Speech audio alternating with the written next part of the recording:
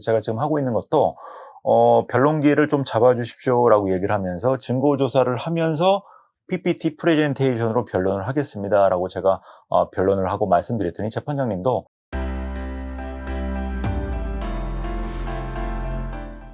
안녕하십니까. 형사전문변호사 노기성 변호사입니다.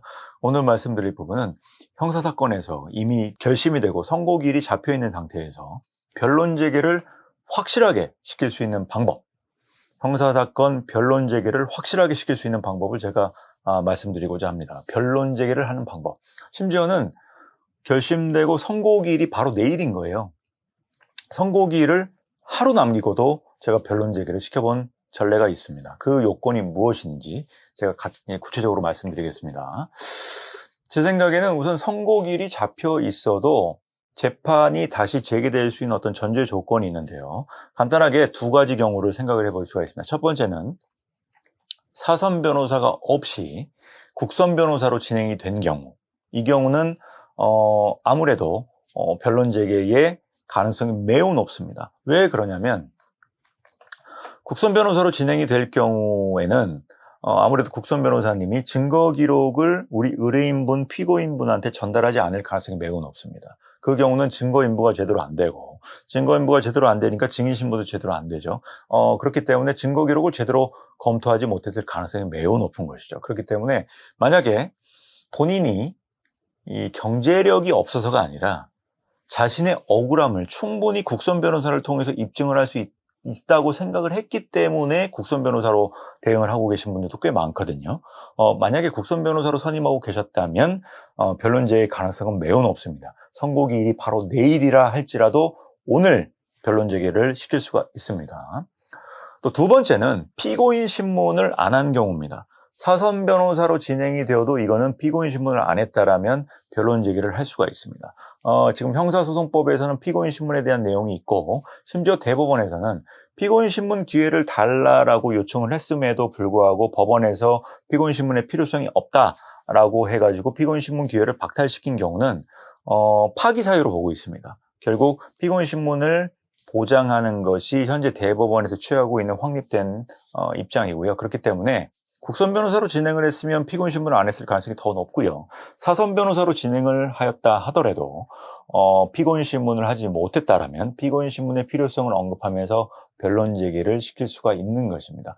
이제 크게 말씀드리면 이 두 가지가 변론 재개를 쉽게 시킬 수 있는 방법이고요. 국선 변호사로 진행이 되거나 그래서 증거 기록을 제대로 검토하지 못했거나, 두 번째로는 국선 변호사가 아닐지라 할지라도 이제 피고인 신문을 하지 못한 경우라면 피고인 신문의 필요성을 어필을 하면서 변론 재개를 시킨다고 한다면 아무래도 재판부에서는 그런 부분을 수용해 주는 경향이 많습니다. 그리고 또 한 가지 또 변론 재개를 하는 부분에 대해서는 기존의 변론 내용이 굉장히 좀 불만족스럽거나 검찰의 구형을 마지막 받고 나서는 굉장히 큰 공포감과 이렇게 재판이 진행돼서 내가 혹시 실형이 나오는 거 아닌가? 이런 강한 어떤 위기감, 위험성을 인지하는 경우도 있거든요. 이 경우는 변호사를 교체하면서 새롭게 전반적인 어떤 변론 내용을 정리를 하고 변론을 좀 종합해야 된다는 그런 생각도 가질 수가 있거든요.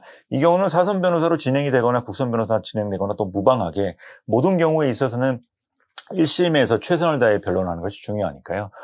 만약에 변론 재개를 해서 전반적인 사건 검토를 다시 맡겨보고 싶은 의뢰인분이 계시다면 저 같은 경우는 증거 기록과 공판 기록을 다 확보를 하고 기록을 완전히 처음부터 끝까지 다 재검토를 하고 만약에 이제 증거 인부 중에 좀 부실한 부분이 있다면 이제 추가로 증인 신청할 부분도 있고요.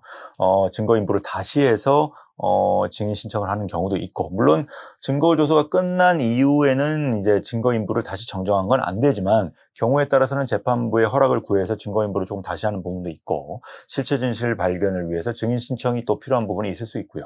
피고인 신문을 하면서 전반적인 변론 내용을 증거조사의 방법으로서 어떤 PPT, 프레젠테이션을 하는 방법도 있습니다. 그러니까 증거조사를 다시 한다 이런 부분도 재판부한테는 어떤 재판 기록을 좀 더 수월하게 검토할 수 있는 방법이거든요. 그래서 제가 지금 하고 있는 것도 변론기를 좀 잡아주십시오라고 얘기를 하면서 증거조사를 하면서 PPT 프레젠테이션으로 변론을 하겠습니다라고 제가 변론을 하고 말씀드렸더니 재판장님도 당연히 본인들이 검토하는 어떤 그런 수고로움을 제가 조금은 덜어주는 그런 역할을 하기 때문에 재판 변론기를 다시 잡아주시고 기일을 또 잡아주신 그런 사안이 있었습니다.